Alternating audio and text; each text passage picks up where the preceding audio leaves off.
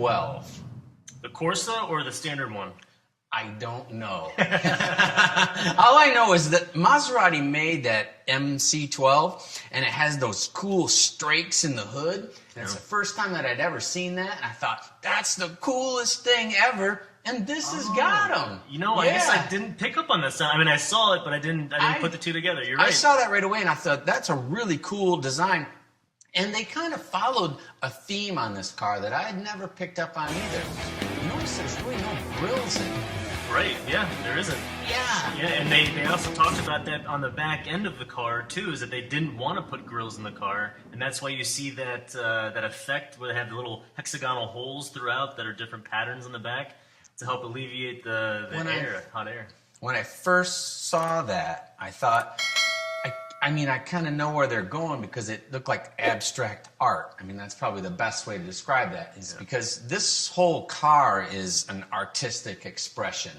Because when I first saw this car, I wasn't a fan. I'm not going to lie to you. I saw it and I saw all of the shapes and things going on it. And I said, I don't really like this and I don't really like that. And then I started looking at the car differently. Yeah. I started looking at it because they started describing it, and then people were saying it was a show car. And I said, show car? I don't know what you mean by that, because I'm a performance guy. I just get performance stuff.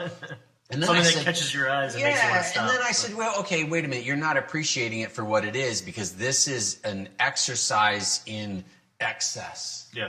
And that's why when I saw the LMP taillights in the back, I thought, wow, that's cool. Yeah, that's... And it's funny that you mentioned that, because I have a picture of the McLaren Senna GTR that I got to see. And it had that same type of spoiler on the back where it was connected down on the sides, which I thought was really cool. It was like part of the actual air, like the ground effects on it. When I first saw that, when I first saw that in the LMP class, I thought, okay, I get it. They're doing it for safety. You can really see the car. You can tell what the car is.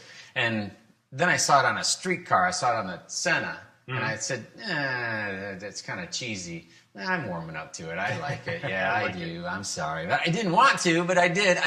There's just a lot of neat stuff on this when you look around it. You know, a lot of little strakes and splitters, and it's got a triple layer diffuser in the back. Yeah, that thing's huge. It's active aero and stuff. I was really impressed by that. I didn't know where they were going with it, and then you got into the interior of this thing. Did you see that? I saw a couple of them. Yeah, the Alcantara, which is a great material. It's got fades in it, and they do all kinds of really cool stuff with the textures and the seat designs. Yeah, it's really a great. I'm going to call this car an artistic expression, because that's really what this is. This is pushing materials and shapes to a limit. It really is, and the neat thing about this is that it's actually a MSO car, which is McLaren Special Operations, but this was actually client-driven. So they had a lot of owners on the West Coast of the United States, actually, because this is a U.S.-only car, which is pretty cool, which we'll get to in a minute. But this was all client-driven, and so they had ideas of what they wanted a car to be, the show car that could also, be a performing car. They were saying that they did a clay shape of the car, which I think is a really cool way to build a car, because I know that everybody does the 3D computer animation stuff, but I've been to, GM and seen some of their modeling stuff, and it's so cool to see those clay molds of cars, because you can kind of feel the fender and get just a real look at it in person, because you can't get size on a computer. But when you walk up to something, even though you know it's clay and you just see the shape and just the beauty of it in real life, I can appreciate and dig that. And I like that McLaren was doing that for their customers, because that was probably such an amazing experience to say, I would love this to do that, and then they do that. Right, yeah. I think it was probably one of the first times that a car company's ever done something like this. I mean, I'm sure Ferrari, of course, has the one-offs they do that are, something crazy price, which this thing isn't shy of that either, $3.4 million. So. Yeah, it's not cheap. Yeah, that's for sure. But it's got a lot of cool stuff going on. And I'll tell you what, if I had $3.4 million, I'd be into that, because I dig this. This is a real good creative expression. And as a matter of fact, I'll drink to that. Cue the whiskey, girl.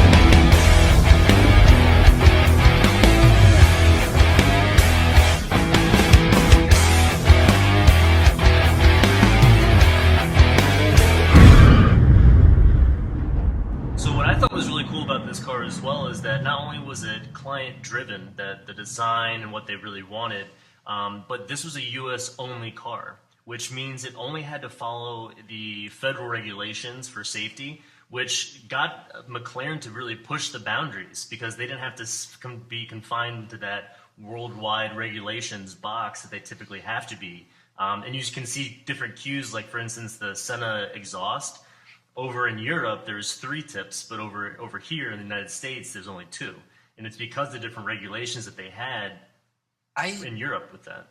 When they first said that this wasn't a globally certified car, I thought, well, in about a year, they're going to be in Japan.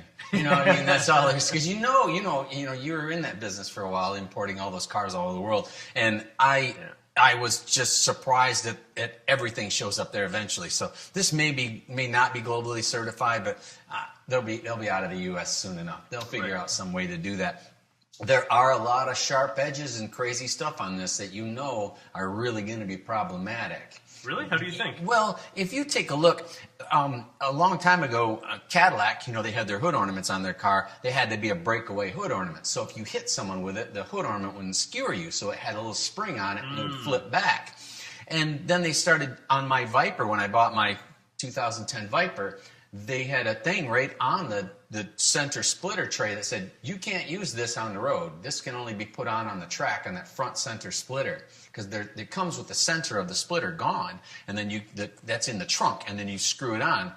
And you're not supposed to install that because it's a sharp edge that you're not supposed to have there. And this has a tremendous amount of sharp edges, so I think they're really pushing the limit of what you can get away with in a U.S. market. Yes. So it's interesting. Our regulations aren't as strict as they are overseas. So I was surprised that it sounds like a McLaren. They all pretty much just sound the same. They said it's got an in-canal exhaust, which I didn't know. They never had that before. Mm-hmm. That's the first time. But when you hear it run, it still sounds like all the other McLarens. It doesn't sound dramatically different. I'm a little disappointed in a couple of things on this car, because if you look visually at this car, you would think that this thing has 1,200, 1,300 pounds of downforce. I mean, it's just got some crazy aero on it. And it's only 661 pounds is what it's listed as. And I thought, okay, I get it. It's crazy fast. It's 218 miles an hour, so I get 820 horsepower. Yeah, big power. But I was just surprised with all of that aero on there that it's kind of for show and not really for go. Yeah, that's really what it is. I mean, if you compare that to the Senna, which is supposed to be track focus, a track monster. Crazy downforce on this. That's why I kept on calling it a baby Senna when I first saw I would say concept drawings when they got leaked when they were trying to push them over to get them patented. But 70% of the car is new, but it's supposed to be the tub is based off of an Ultimate Series car. They didn't say which one, but I would be willing to bet it's probably the Senna, because it's definitely not based off of the Speedtail. Yeah. But there is still some really cool stuff on it. Is there an alarm going off?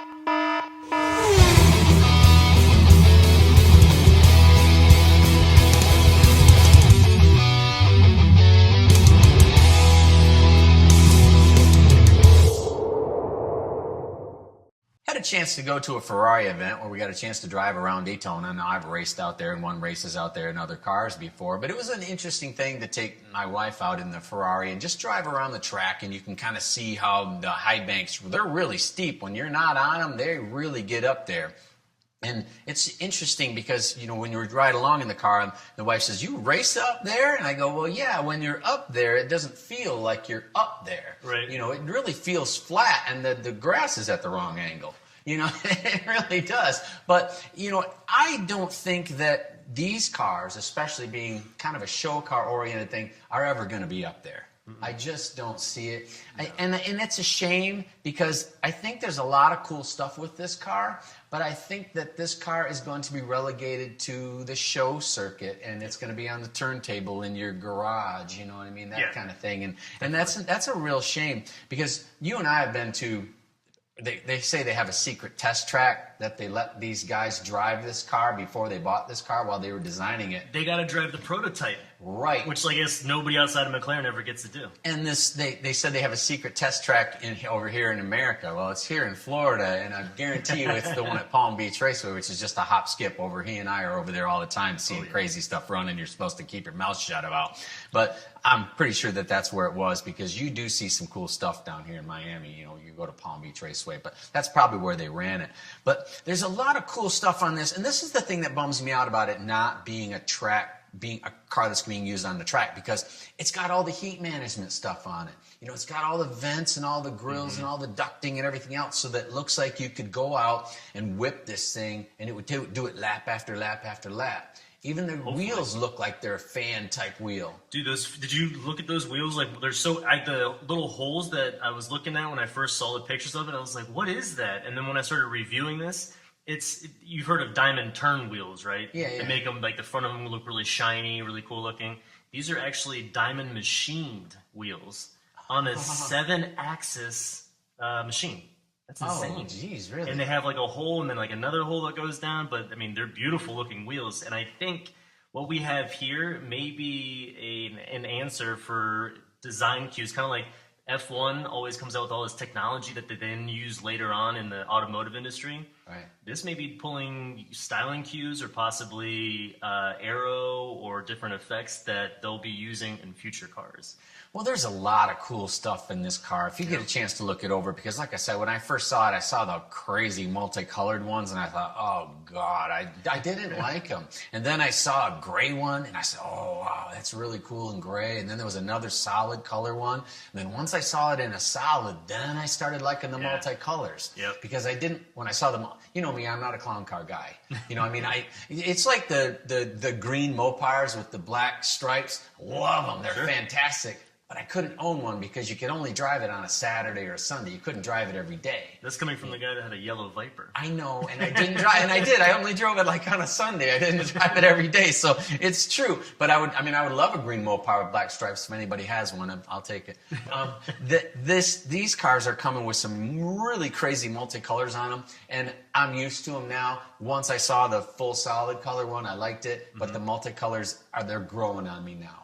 But what do you think about, just talking about colors and the different styling, because I saw it in this car as well, and a lot of other manufacturers have been doing it, like Ferrari and Lamborghini, but the dual zone interior, like where the driver's seat is a different color as the passenger seat. I absolutely hate that. Oh, I like it. I don't think that is absolutely acceptable at all.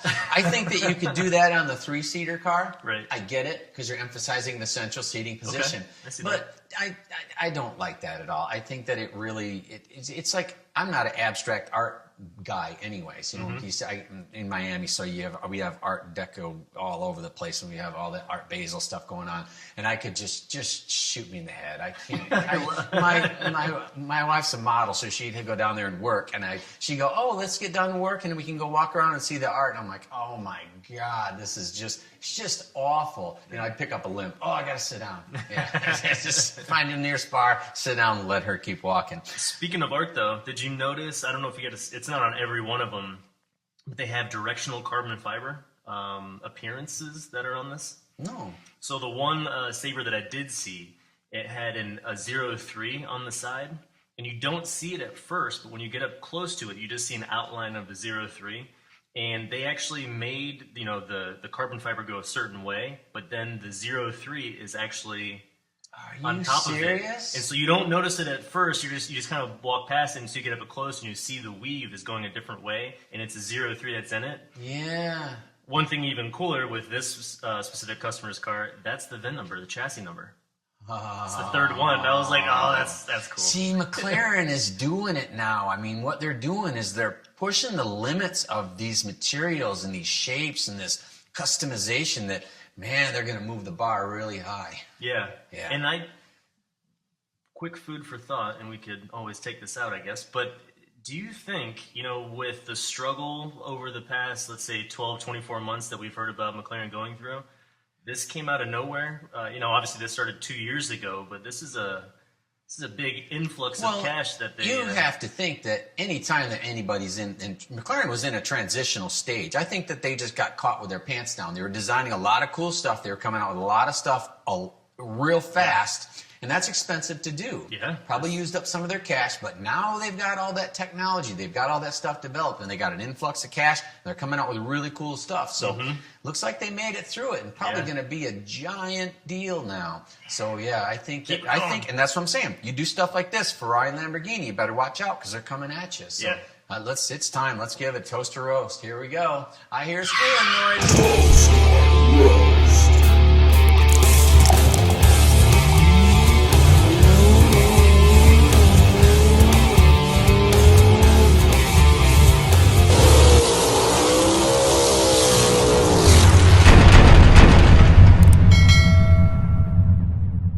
When I first saw this car, I thought, I don't like it. And it was the color. It was the multicolored deal that made me not like it. Then I saw it in a solid color, and then I really enjoyed the shapes, and I appreciated it for what it is. This car is an absolute exercise in materials and shapes and designs and just styling cues that are absolutely modern and current, and I think that they absolutely nailed it. I can't give it like my giant styling rating because you know me, all my styling is based on it being like a scary looking performance car, and it's not a scary looking performance car. It's exactly what it's being built as a show car that has performance in it. So it's going to get a good high rating for me for that. If it was a scary performance car, it'd be 10 numbers higher.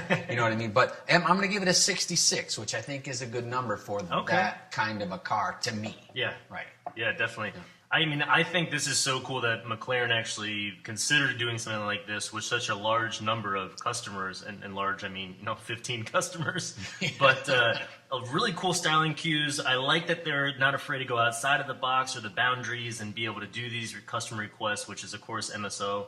But, I mean, I think I like it. I can't wait to see where they take some of these styling cues in the future. I gave it a 72. Okay, that's reasonable. Yeah. I thought you were going to get really crazy on me and go 80. I wanted to give it more, but it's just, to me, again, it's not... It's too focused on being a show car, I think. Which isn't a bad thing. It is, but that's what they built. And congratulations, you did a fantastic job. It's just that's not my cup of tea. Sure. So, but my performance number's pretty high. Yeah, well, it's a beast. I didn't... It shouldn't be. It shouldn't be as high as it is, but it goes 218 miles an hour. Yeah. I mean, holy crap. Yeah. That's really, really. But you know what? It would be higher if this thing had 1,200 pounds of downforce with all that aero instead of 600, because I know that aero on there could be way more effective. And if somebody were to take that car and turn it into a race car, all the parts are there. They just need to be dialed in at a little more aggressive angles to make that a real serious car, and I bet it would whip a Senna. Well, this would be a really interesting race, and I know that they're going to pin these up against each other, but I think that I bet you that if this raced at Spa, it could beat a Senna. But I bet if you brought it over to an American track, a slower track like Mid-Ohio, the Senna would kick everybody's butt. You think? Yeah, I think that the Senna would be good on a twisty, fast track because of all the downforce. Yep. And I think this crazy mile an hour at Spa with a car would be straight line. Yeah, straight line speed. Yeah, so I gave it a good rating. I gave it a 73. Okay, great. Yeah. It would be a 78 if it had 1,200 pounds of downforce, but it's a European track car. So if I was going to Spa, I'd take this and I'd leave the Senna at home. Yeah, I mean, we don't know what we don't know because they haven't really tested it yet, so I don't know what it can do. Yeah, I mean, I doubt that we're going to see that. Yeah. So I gave this actually a 73 for the performance. Same number as me? Yeah. Yeah, wow. Unfortunately. Well, great job, McLaren. You definitely got a toast on this one. You nailed the market you were after. Good job. Well, thanks for watching. Be sure to like and subscribe, and you know what they say. If you have an opinion that's different than ours, keep it